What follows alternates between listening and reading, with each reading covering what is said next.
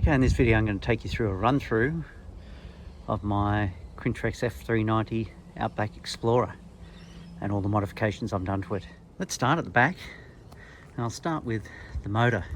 Now I picked up this Quintrex just as a bare hull with a floor in July last year, and immediately went on the wait list then for one of the first Tohatsu MFS30Ds, the 2022 model, to come into Australia, and I had about a 6 months wait on that, so plenty of time to do internal modifications. But a great motor. The reason I waited for it, certainly a lot lighter than the last series motors, same internals. Tohatsu make, you know, the Mercuries, and the Mercuries weren't going to be coming out for another few months either.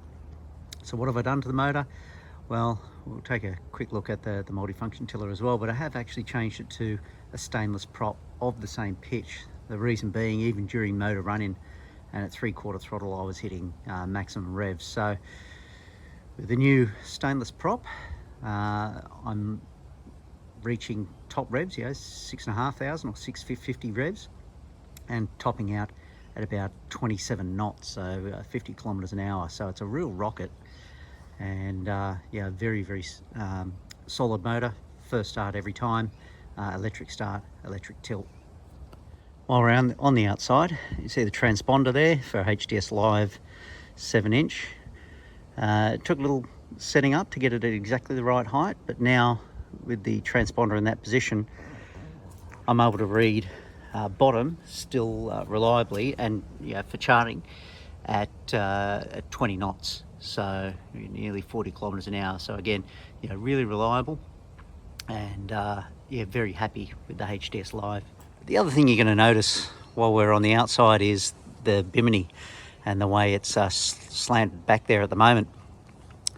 I'll show you when I get in there, but I use Railblaza gunnel mounts and Railblaza mountings everywhere, and what I'm able to do for transport and when I want it out of the way is actually, because of the hard stays that I'm using at the back, move it into the back position, and that keeps it well out of the way. And I'll show you it moving forward, but essentially when I do want to use it, I move it forward onto these Railblaza mounts further up, where it's in a more normal position. And the beauty about these Railblaza gunnel mounts, they sit in the socket on these Quintrexes, and I can move this fore and aft if I really want to. There's no drilling into the gunnel of the boat, which means that I'm able to get perfect adjustment even if I want to change it over time. So a great outcome. I actually changed the standard rod holders that were here, just made an aluminium plate up and put in the Railblaza mountings, because I use these for a number of different different capabilities, including lights, rod holders and the like. Again, while we're here, the watersnake GPS nav sensor for the geospot trolling motor up the front. That means I get a lot more accurate anchor modes, but also the ability to jog left and right when in anchor mode. So I can move, press the button a few times, I can move forward or backwards, left and right, in meter increments while I'm still in anchor mode spot. So it's great for getting really accurate on the bottom. I've made a rod holder here, or made up a bit of a monster rod holder out of a cheap one from Kmart in Australia, with a few PVC pipes on as well. I used to actually have it mounted here up until last weekend, so I had the rod holder down the bottom here, and I could get 3 rods there. I really don't like rods on the deck, although that's the way I've been running them, and so I'm looking to try and get 5 rods up the back. But if I can't, that's part of my phase 2 modifications, putting in a rod locker. Some final points on the outside. Put in the LED navigation lights, and these very slim profile, out of the waterline, and work very well for night. I did try some other methods of carrying rods initially, so again, Railblaza rod holders there, and I could get 4 rods on, but it was a real muck around to get them in there, and so I expect those will be coming off pretty shortly. But certainly for the last 6 months I've been running the rods across this gap, tips up this way, and then I can secure them with the bungee as well. The bungee was what I had initially, but what I didn't like was the eyes of the rods, resting on the ground, because the weight of a spinning reel will keep the eyes of the rods pointed downwards, and I think that just puts extra stress on that when it doesn't need to be there. You can see the Railblaza rod mounts either side, and again in those gunnel mounts, another one up the front there as well, which I use for a bar floodlight at night. I do quite a bit of night fishing or heading out early evening, but also I can run I've got a 7-inch hook reveal sounder that I'll run in there with the transponder on the front of the trolling motor. But compared to the HDS Live, it really is chalk and cheese, and what I prefer to do now is just spin the HDS Live around while I'm fishing off the casting deck. So I did opt for the multi-function tiller in the end. It took an extra month of waiting, but again, well worth it. I've got the trim and tilt on the grip there, and of course, easy access to the gears, forward and reverse, and the ability to change different trolling modes, different RPM speeds through pressing the on-off button. I do carry 2 tanks normally because I tend to want to head upriver. I came off a kayak where a 5-kilometre trip upriver and back again was a 10-kilometre round trip. Took a while. I bought the Tinny because I wanted to get much further up the rivers and explore. And I've been close before where I've come back with only vapors in the tank, so it's quite easy just to throw 2 tanks in there if I'm going to do a longer trip like I did last time. So they're 2 25 litre, or I think you call them 12-gallon tanks, or 6-gallon tanks in the US. Also under here is my battery box. I run a hybrid lithium cranking battery from FBV Power. I really like that battery. It's essentially 3 or 4 big supercapacitors backed by a small lithium battery. So the supercapacitors do all the cranking effort, and the lithium battery is there just to trickle charge those up. It's a direct replacement for a normal cranking battery. It doesn't lose power over time. It's going to last many years, well worth the extra cost. But also the lifetime of this battery will be many years. I'll never have the issues of the lead acid battery. Also carrying in the back here, just a little cooler or an esky.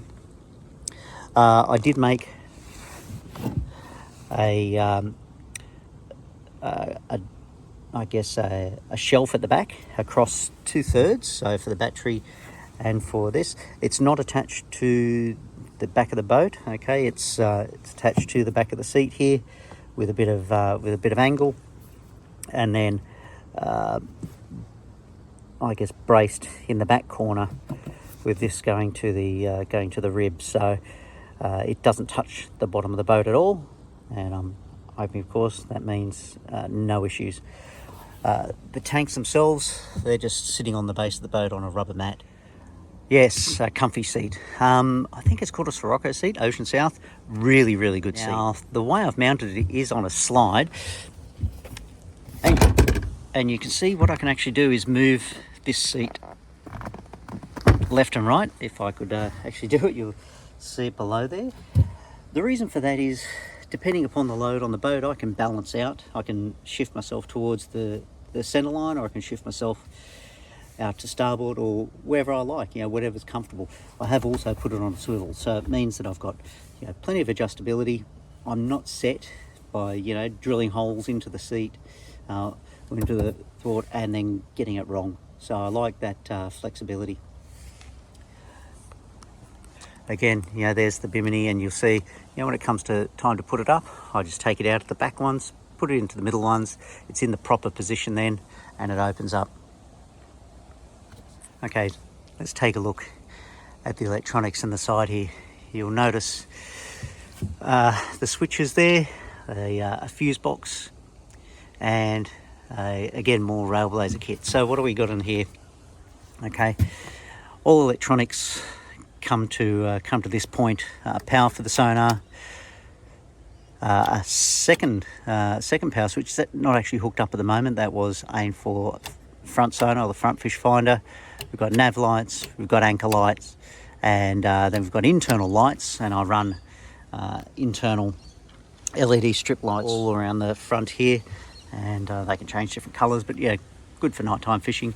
And manual bilge pump at the back under that battery area, and that pushes out over the top here and out the back. This is a Railblaza, I guess you'd call it a utility coffee cup holder. Okay, so yeah, a bunch of different stuff off here. A tether for the phone. Okay, so Railblaza mobile phone mount here. I have lost a mobile phone off the side, so I always tether up now. This is where I mount the fish finder, and being here, it can swivel around so I can see it from the front. On the back here, tied in, I've also got a NMEA network for the motor, and that comes up into the fish finder, so I can see my revs, my engine hours, all those sort of important things for the motor. That's just screwed directly in to the ribs. It's 9mm ply. All modifications on this boat have been done with 9mm marine ply, which has then been sealed with a timber sealer, I think by Bondall, and then 3 coats of marine varnish, and then EVA foam over the top. You'll notice the EVA foam across a lot of the areas. That knocks out the shine from the boat. So yeah, the tinny really does reflect the sun, so that's everywhere. And of course, you know, a different coloured striped EVA foam for the deck. The reason I went for that colour, it was the cheapest on eBay. Unfortunately, I can't get any more. So I think I've gone through 2 rolls of that particular colour on the boat, and then another 2 rolls of the black, or the charcoal so far. I replaced the carpet on the floor as well with the EVA foam. What I found was, in taking up the carpet, you know, these boards weren't sealed, so I ripped off the carpet again, water seal, 3 coats of varnish, so all timber on here is fully locked in with 3 coats of varnish, and hopefully lasts a long time. Kill bag, and I guess the tools of the trade. Again, same approach, just screwed in to the ribs. And what have we got here? We've got the Rapala fish measure, an ideal spot for it because I can come out and measure fish on the deck. Fish grips, and they're tethered, so that means that, you know, I use the ikijimi method of killing fish when I am going to take them. It means that I can kill the fish and just, you know, have them over the side, just bleeding into the water while I get the ice slurry ready. Again, pliers tethered, fish grips tethered. These are just, you know, some holsters I've made out of PVC pipe. Couple of knives screwed in there, so I've always got one handy. Spare pair of pliers just in case, and an ikijimi tool, which is just made out of an old Allen key, I think, that I got with a pair of roof racks. Just ground down the tip, and that's what I use to dispatch the fish quickly.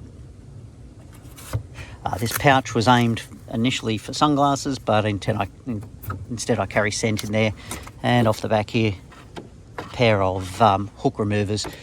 But again, I don't fish bait. I only really fish soft plastics and hard bodies, and don't really have too much of an issue with them deep swallowing or gut swallowing hooks. Let's take a look up the front. You see again the EVA foam. That makes it very comfortable.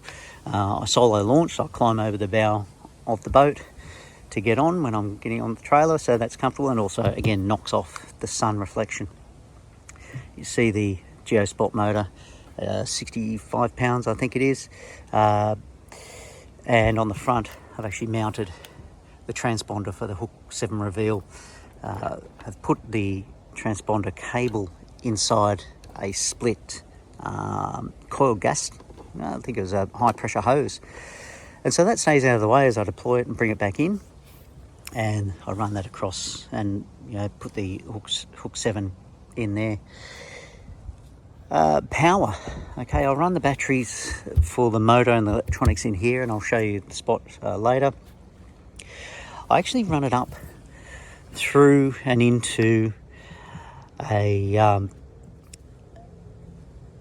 regulator, a 12 volt regulator. It's actually a 13.4 volt or 13.8 volt. So into, Anderson plugs here in and out, so I can always avoid it if I want. But the reason being, I'm running a 3S lithium ion battery, so fully charged, I'm bringing out about 12.6 volts. It'll drop down into the 11.5 volts, and that'll start, at about 50%. That'll start this motor beeping about low voltage because it's expecting a lead acid battery. So that keeps voltage to the battery to the motor at a constant 13.8 volts. Again, Railblaza here, just a little standoff for travel, so I can keep the motor secure on the roads. Finally, at the front here, the anchor. Again, in the interest of weight and keeping this to be a rocket, I use a Cooper anchor. What's the benefits of a Cooper anchor? Great for sandy bottoms, very, very light, always a solid hold, and run a boat length of chain and then a whole lot of road, and I camp out quite often on the Tinnie on anchor, the large Cooper anchor up forward. I actually run a small one, my old kayak one, off the back. That'll keep me oriented to or away from the shore, wherever I want to be, no matter the tide. And I put my swag down the centre of the casting deck, turn that chest around, and I'm able to fit a full length swag on the boat.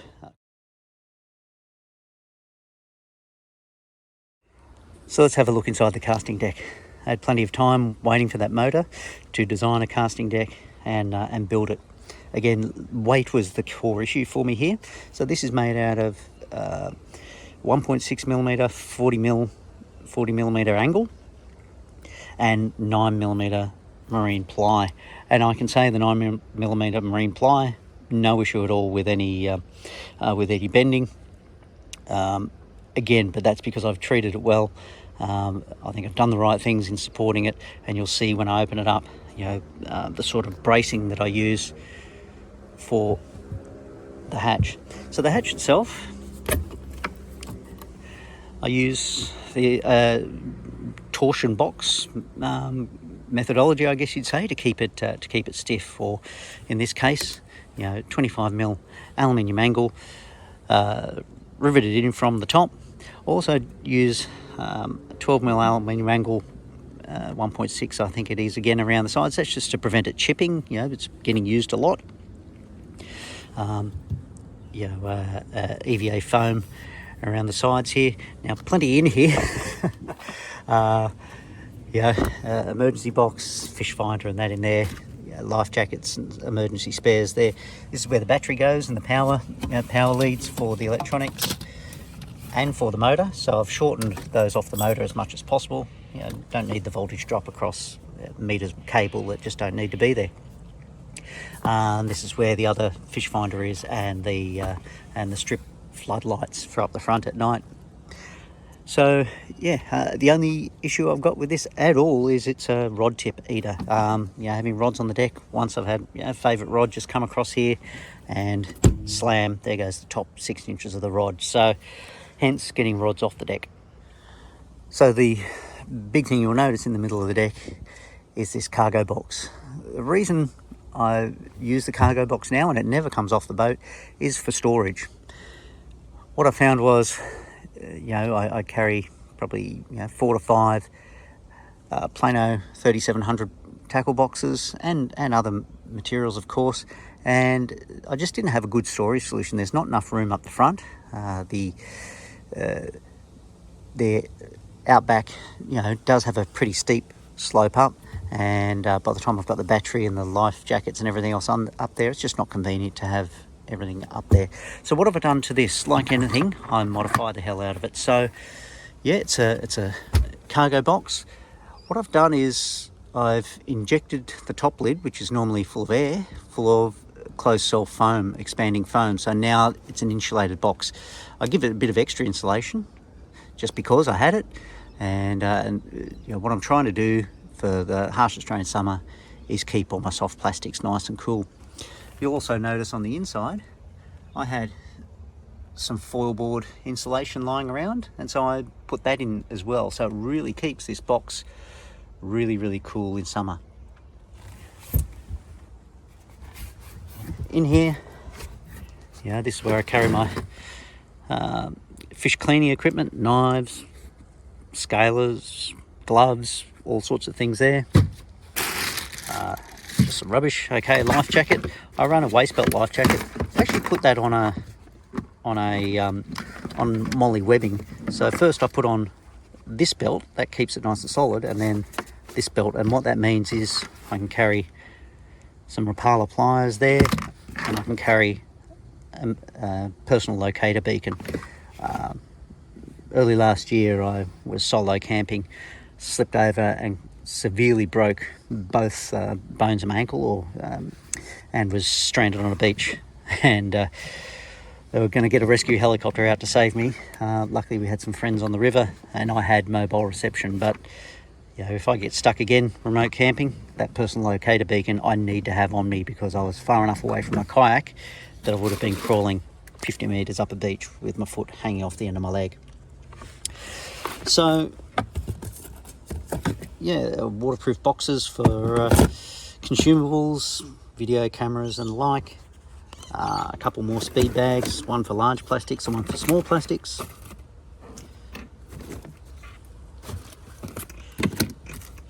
Gloves, because it's been quite cold now in the Sydney winter. A little equivalent of a jet boil from Kmart, nice and cheap. Keeping there some, it's how I keep my gulp. I don't use gulp very often, but when I do, it's still all in there and waterproof. And here's where I keep the planos. So again, terminal tackle for jigs. There we are, some new hard bodies in that one. This is used vibes, I think, where I keep my normal hard bodies that are being in use.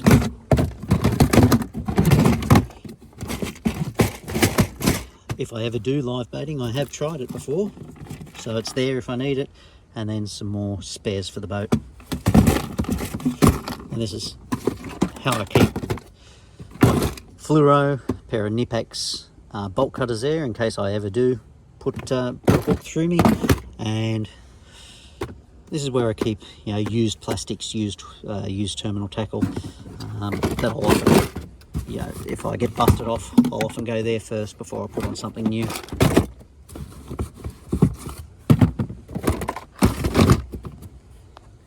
So what do I like and hate about this boat?